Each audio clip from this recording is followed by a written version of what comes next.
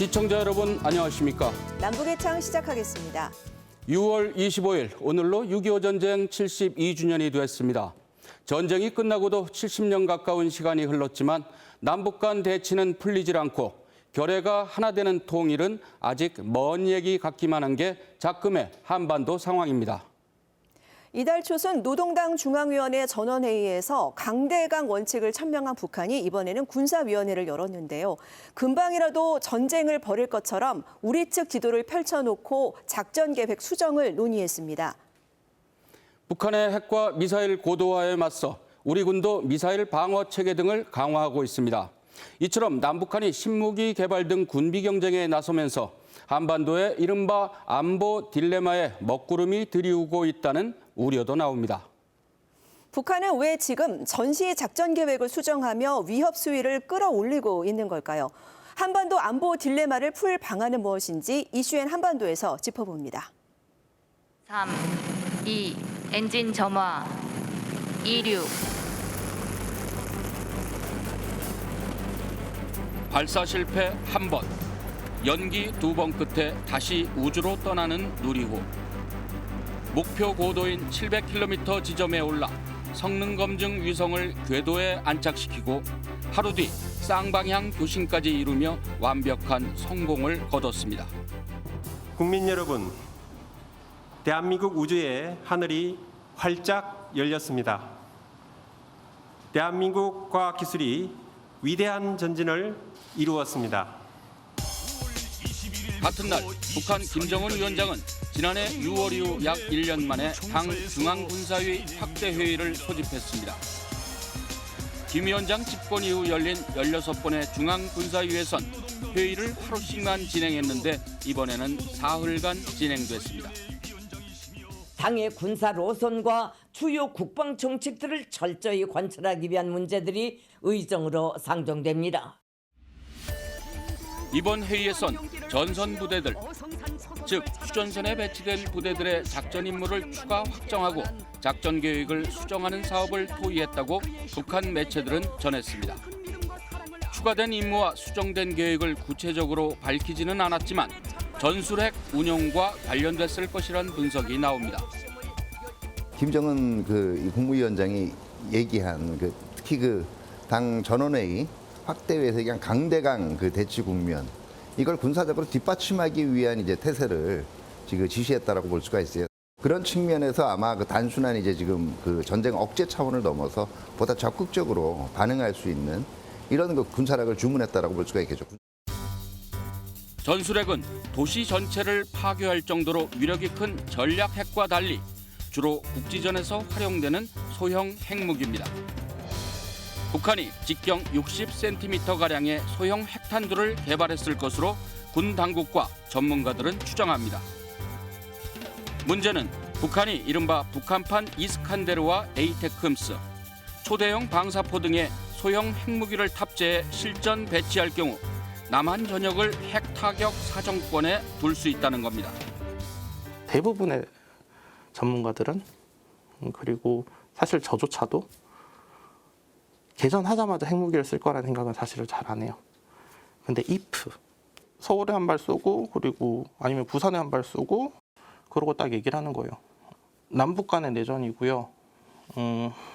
미국은 여기에 참전하지 마세요. 우리는 미국이 참전을 하는 순간 우리는 미 본토로 이 전략 핵을 쏠 겁니다. 이렇게 이제 센 표현들을 그냥 한 귀로 듣고 한 귀로 흘려버리면 전쟁 나서 핵무기를 썼는데 쟤들 진짜 썼네? 이러면서 아무것도 못하는 상황으로 간다고요. 북한의 이번 당 중앙군사위 확대회의에선 주목할 장면이 있었는데요.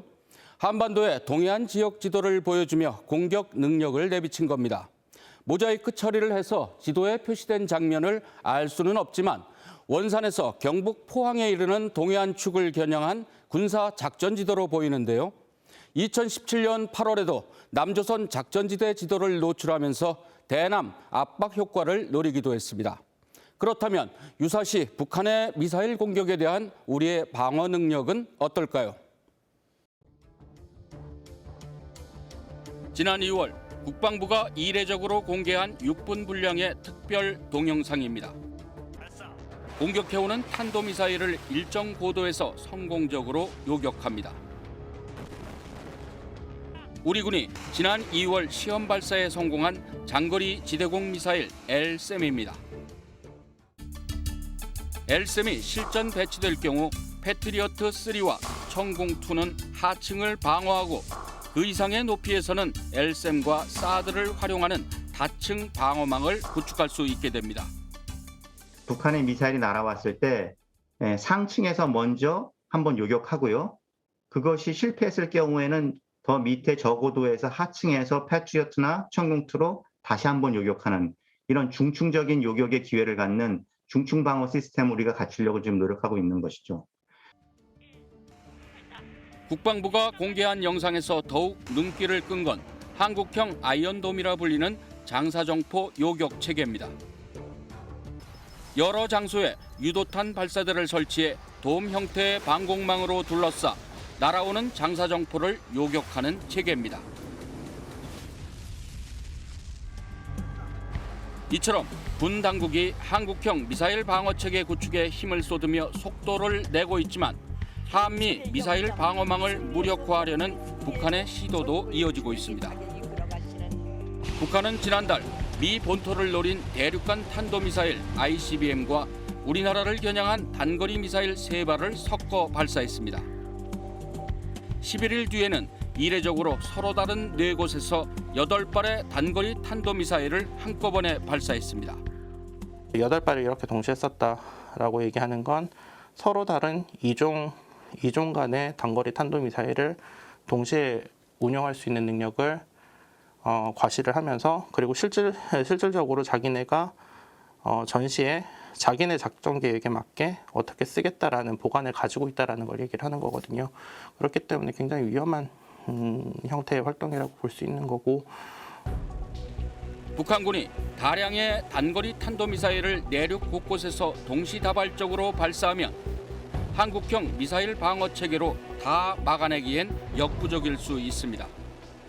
KN-23 같은 경우는 잘 알려졌다시피 사실 이제 마지막 이제 비행 마지막 단계에서 풀업 기동이라고 이 회피 기동을 하거든요. 이런 것들이 뭐 한두 발 이렇게 날아오는 것이 아니라 굉장히 섞어 쏘기를 한다든지 동시다발적으로 날아올 때는 미사일 방어망으로 완벽하게 요격하는 것이 상당히 어렵겠죠. 한마디로 얘기를 하면 지금도 꽤 높은 요격 수준을 보이지만 여전히 사각지대는 존재를 하고 있는 거고요. 북한이 이제 그 고고도에서 한반도로 날아올 수 있는 중거리 이상의 미사일들을 고각 발사할 수 있을 가능성이 여전히 있고 또 중거리 미사일들의 스톡파일, 다시 말해서 전반적인 재고량도 지금 늘어가고 있기 때문에 만약에 완벽하게 하자면 사드도 레이더라든가 아니면 요격 체계의 추가 배치도 아마 중기적으로는 검토할 필요가 있을 거예요. 이같이 창과 방패의 대결처럼 북한의 미사일과 우리의 미사일 방어 체계가 치열하게 맞붙는 양상입니다. 여기에 문제가 있는데요. 적의가 있는 상대에 대응해 국방력을 키우는 건 당연하지만 그 과정에서 상대방 역시 군사력 증강에 나서는 등 악순환을 되풀이하면서 양측 모두 막대한 예산을 쏟아붓는 군비 경쟁과 그러면서도 안보는 여전히 불안한 안보 딜레마에 빠질 수 있다는 겁니다. 그렇다면 우리의 안보와 평화를 온전히 지킬 수 있는 방법은 무엇일까요? 상대를 무너뜨리지 않는 한 안보 딜레마를 끊는 유일한 길은 대화를 통해 서로 진위를 교환하고 조금씩 신뢰를 쌓으며 어느 시점엔 군비 통제와 축소에 나서는 것입니다. 또 남북의 우발적 충돌 방지를 위한 9.19 군사 분야 합의서 등 기존 합의를 지키는 것도 필요합니다. 이와 함께 윤석열 대통령과 바이든 미 대통령이 정상회담에서 북한과의 대화를 강조한 것처럼 북핵 문제는 반드시 외교적으로 풀어야 한다는 지적입니다.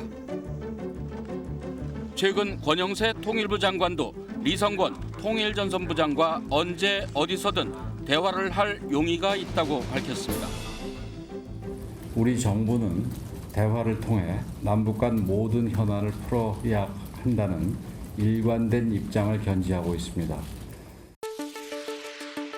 새 정부가 공식적으로 되살린 한국형 삼축 체계는 적의 공격이 확 실시될 때 선제 제압하는 킬체인, 날아오는 적 미사일을 요격하는 한국형 미사일 방어체계, 타격을 입을 경우 대규모로 공격하는 대량 응징보복 등 3가지입니다. 이 가운데 압도적인 대량 응징보복 능력 확보가 안보 딜레마 해소에 일정 부분 도움이 된다는 분석도 있습니다. 북한이 어떤 전술 유도무기 새로운 미사일이 나올 때마다 그것을 또 막을 수 있는 걸로 따라가기 식으로 이렇게 미사일 방어망을 구축하면은 이게 끝이 없어요. 북한이 핵을 사용하지 못하도록 어떤 충분한 응징 억제 능력을 우리가 갖추는 쪽으로 가면 그런 소위 말하자면 어떤 공포의 균형이죠. 핵과 핵은 아니지만 미국의 확장 억제랑 중첩적으로 작용하게끔 해서 이런 억제 능력을 갖춰가는 쪽으로 군사력 건설을 하면 그나마 그래도 군비 경쟁 압력을 군비 경쟁이나 어떤 한반도의 위기 불안정 위험성을 좀 최소화하면서 북핵 위협에 대응하고 또 이것을 관리하는 방법이 아닌가. 러시아의 우크라이나 침공에서 보듯 국제사회 다수 국가들이 반발해도 전쟁은 터질 수 있고 한 나라의 안전 보장은 그 무엇과도 바꿀 수 없습니다. 하지만 군사력 강화만으론 안보를 온전히 지키기 어렵다는 점에서 종합적, 총체적 관점에서의 안보 지키기가 필요하다는 분석입니다.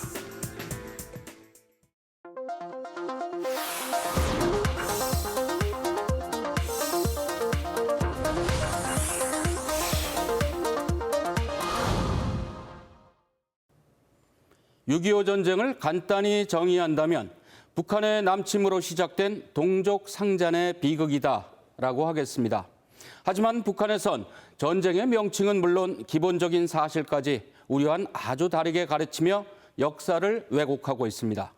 네, 6.25 전쟁은 미국의 지시에 의한 북침이다 이렇게 주장하는가 하면 조국 해방 전쟁이다 이렇게 부르고 있고요. 북한이 승리한 전쟁이며 이 모든 게 김일성 주석의 업적이라고 강변하고 있습니다. 객관적인 사실들이 충분히 입증되고 공개된 지금까지도 자신들의 주장을 굽히지 않고 있는 북한. 민족사 최대의 비극인 6.25 전쟁을 체제 유지에 이용하고 있는 겁니다.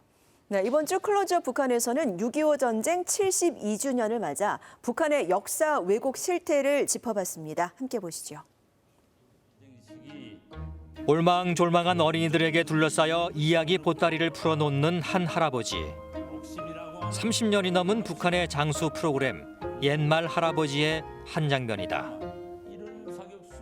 이 옥신 누나는요, 땅 하고 한 방 쏘면 한 놈, 땅땅, 두 방 쏘면 두 놈, 땅땅땅, 세 방 쏘면 세 놈, 어김없이 한 발에 한 놈씩 쏴갈기는 그런 명사수였습니다.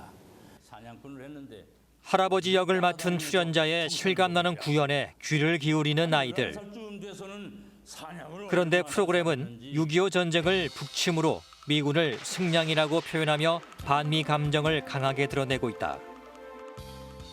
인민군대에 입대해서부터는 미제 승량의 놈들을 사냥하기 시작했습니다. 이야기를 다 들은 아이들도 다소 격앙된 소감을 전한다.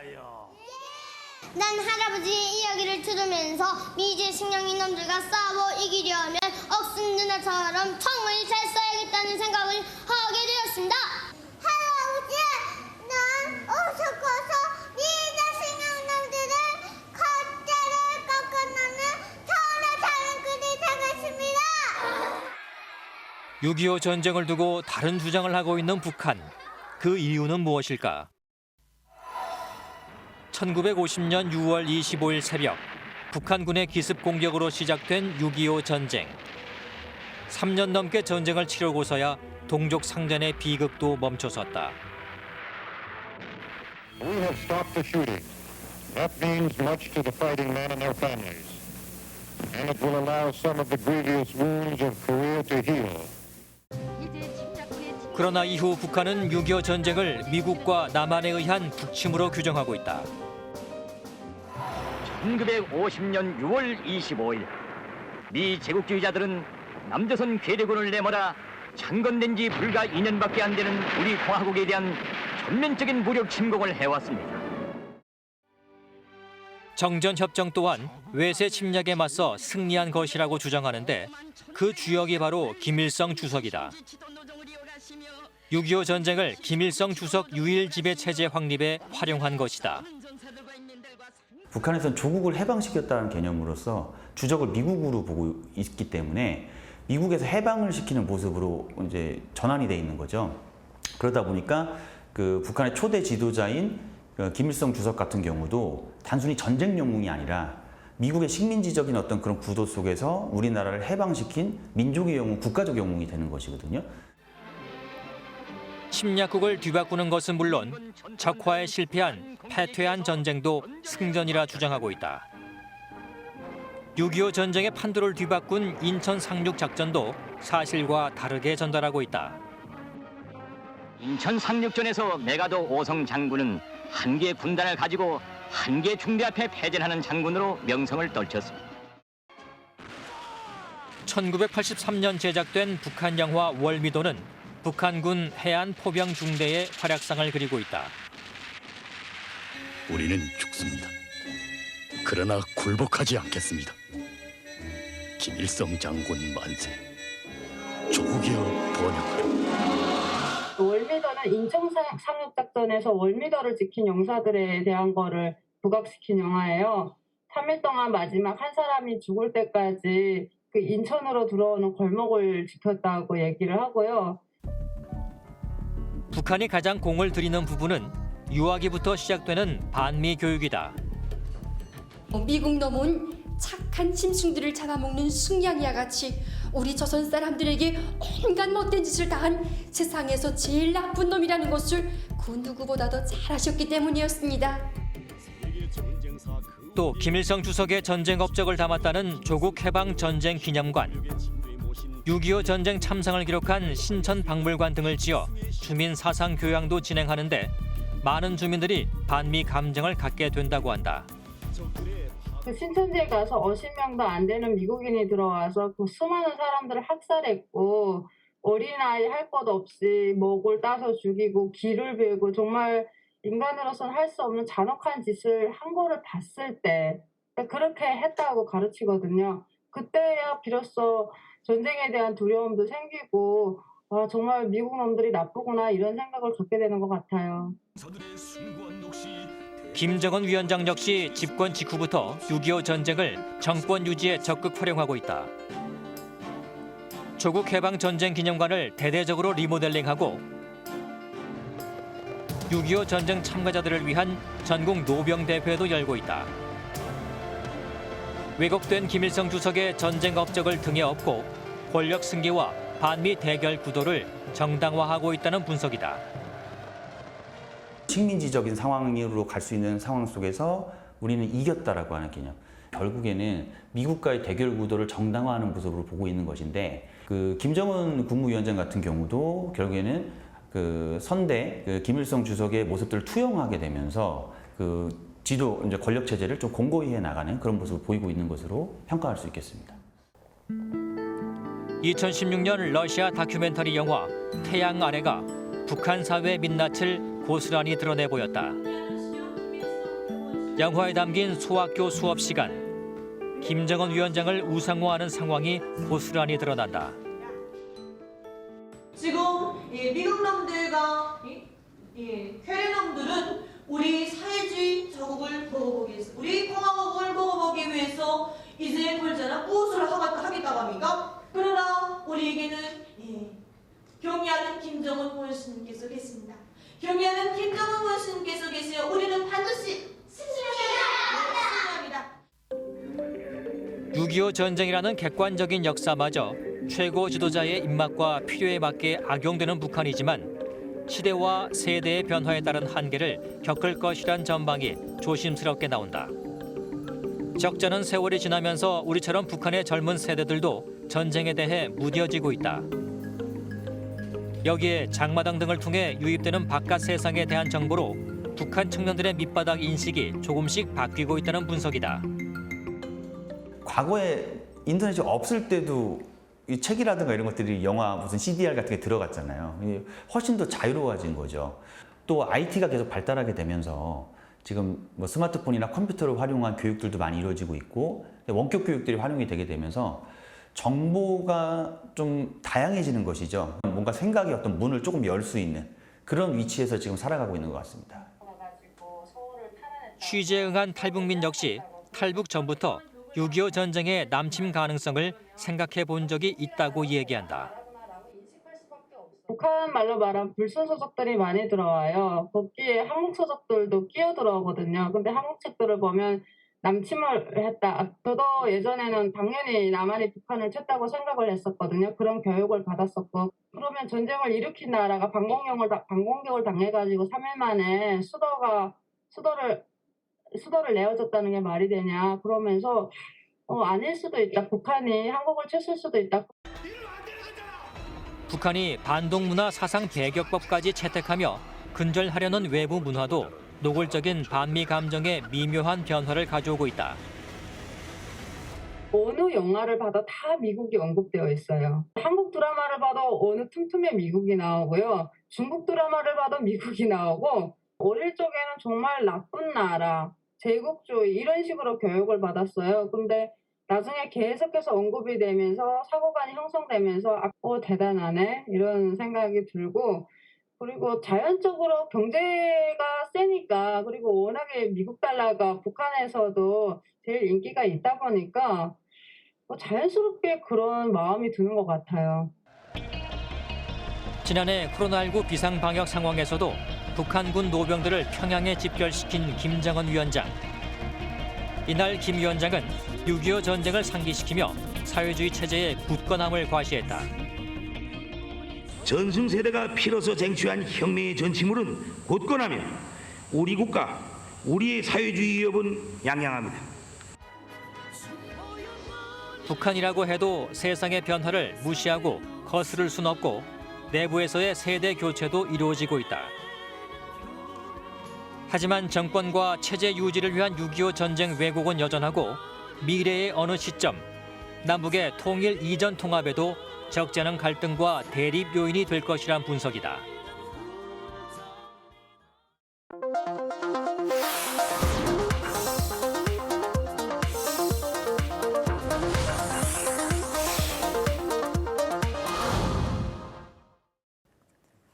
(6.25) 전쟁이 일어나기 이전에 이미 분단의 아픔을 겪었던 마을이 있습니다. 바로 강원도 양양에 있는 38 평화마을이라는 곳인데요.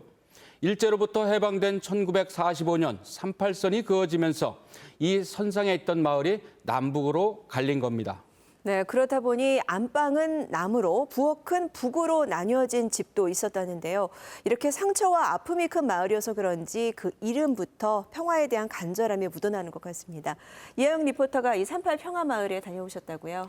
네, 이렇게 슬픔이 있는 마을이었나 싶을 정도로 현재는 굉장히 평화롭고 한적한 분위기였는데요. 그런데 막상 어르신들을 만나 이야기를 들어보니 전쟁 당시의 아픔이 고스란히 느껴져 마음이 숙연해지기도 했습니다. 함께 하신 분들도 있었다고요?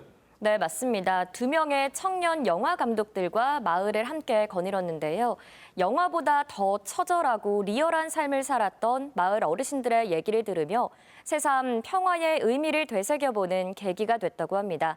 38 평화마을 함께 가보시죠.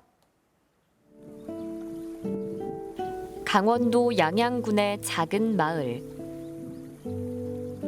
지금은 평화롭고 한적하지만 77년 전 이 마을은 분단의 아픔을 겪었습니다. 1945년 2차 세계대전이 끝난 뒤 미군과 소련군은 이곳에 38선을 그었는데요.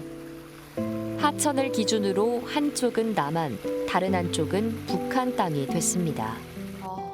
가까이서 보니까 물이 정말 얕아요. 이 정도면 그냥 넘어갈 수 있었을 정도로 가까운 거리네요. 6.25 전쟁 당시 잔교천을 사이에 두고 북한군과 국군이 서로 총을 겨누며 치열한 접전을 벌였다는데요. 안녕하세요. 이민군들이 저 골짜기 저런 데 집이 있었잖아. 네. 우린 여기도 집 마을 있고 습격해 내려와가지고 다친 사람도 있어. 총을 쏴서 뭐 초에 맞아서 뭐 돌아가신 분도 있고. 이후 6.25 전쟁의 아픔을 알리고 평화를 염원하는 마음으로 마을 곳곳엔 미술 작품들이 설치됐습니다. 평화를 낳고 있다는 두 사람. 서로 다른 색깔에 마음이 뭉클해지기도 했는데요. 작품 세계에 푹 빠져들 때쯤 이곳을 찾은 청년들을 만났습니다. 안녕하세요. 여기 지금 어쩐 일로 오신 거예요? 최근에 평화 주제로 영화 제작했던 경험이 있는데, 그래서 조금 평화 마을이라고 해서 이런 것도 구경하고 좀 더 뭘 알아갈 수 있지 않을까 하고 감독님이랑 같이 오게 됐습니다.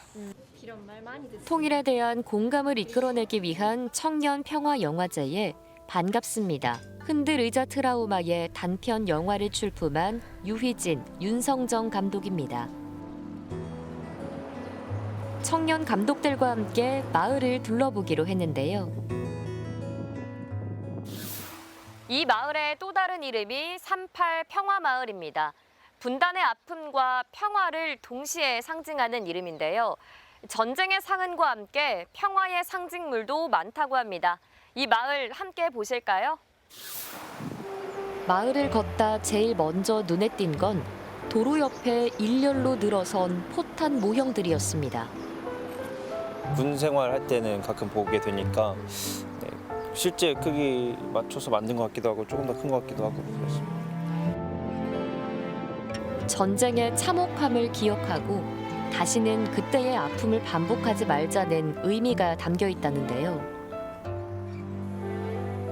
조금 더 걷다 보니 마을의 평화의 소식을 전한다는 우체부가 보입니다. 밝은 웃음을 띤 얼굴로 편지를 배달하고 있는 모습을 보며 청년 감독들은 어떤 상상을 했을까요? 통일 전에는 어쨌든 오고 갈 수가 없으니까 그렇게 전하지 못했던 편지들을 이렇게 전해주는 그런 행복한 상황이면 좋겠다는 상상을 해봤습니다. 반송돼서 못 보낸 편지들이라서 이렇게 저렇게 쌓여 있지 않을까라는 조금 아픈 생각도 같이 먼저 들었던 것 같아요.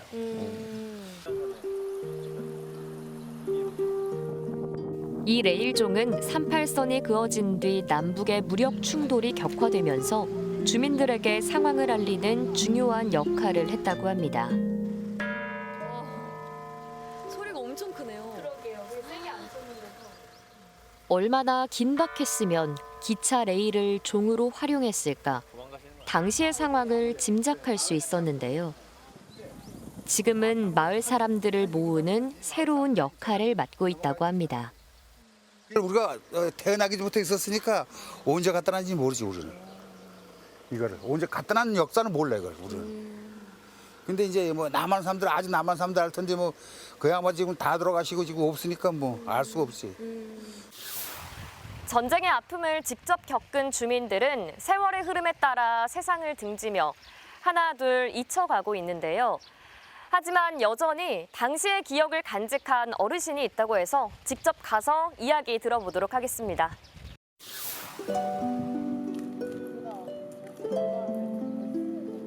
잔교리에서 반평생 넘게 살고 있다는 이완산 할아버지. 90이 넘은 연세에도 정정한 모습이었는데요. 저희가 마을 둘러보다가 마을 이야기 듣고 싶어서 왔거든요. 어르신이 잘 안다고 해서. 고향이 북녘 땅인 할아버지는 전쟁 때 이곳으로 건너오면서 가족들과 영영 이별해야만 했습니다. 오래 걸려야 한 달 걸리고 그렇다면 잘 걸려 한 일주일이면 여튼 다시 집에 들어갈 줄 알고 여튼 나왔는데 그래서 해준 거예요. 그냥 나 혼자 여튼 나오는데 학도병이니까 총을 메고. 몇 살 때예요? 그때가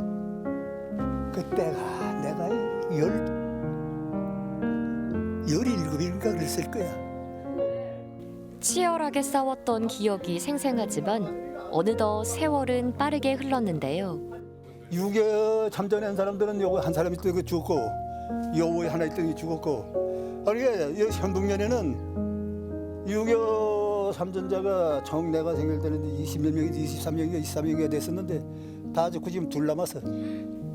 올해 세상을 떠난 부인 홍필려 할머니를 바로 이곳에서 만났다고 합니다. 무슨 일하고 무슨 나한테 얘기하는 거면 미운 소리는 그렇게 내가 들어본 적이 내 기억은 없어. 일 가서 일해라, 뭘 해라 소리는 현상 안 하는 사람이었어. 홍필려 할머니는 이 마을에서 나고 자라 90평생 분단과 전쟁의 아픔을 겪었는데요.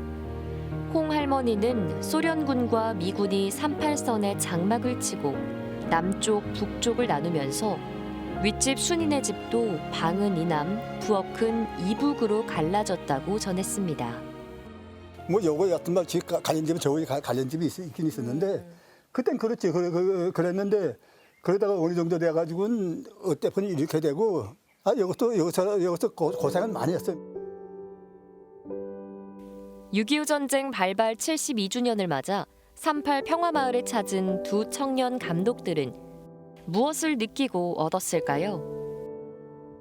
네, 저가 되게 삶은 영화를 이길 수 없다라는 말을 좋아하는데 그것을 보여주는 예가 여기라고 생각해요. 여기 사시는 분들 얘기도 들어보고 하다 보니까 뭔가 마음에 남는 게 많은 것 같습니다. 서로 낚시를 한 곳에서 하는데 같이 평화를 낚아올린다라는 뜻이라고 하더라고요. 근데 저는 낚시를 생각하면 기다림이라는 단어가 떠오르는데 지금 우리가 이렇게 지내는 것도 어떤 좋은 결과물의 기다림의 순간일 수도 있겠다라는 생각이 들어서 참혹한 전쟁에서 어렵게 살아남았지만 잊을 수 없는 고통과 함께했던 할아버지, 할머니 세대도 이제는 조용히 물러나고 계신데요.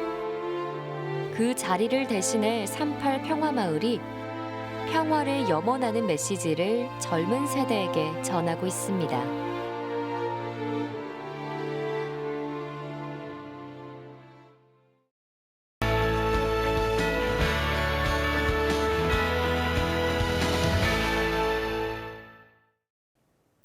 장기간의 제재와 그에 따른 고립 속에 북한 경제는 오랜 침체를 벗어나지 못하고 있는데요.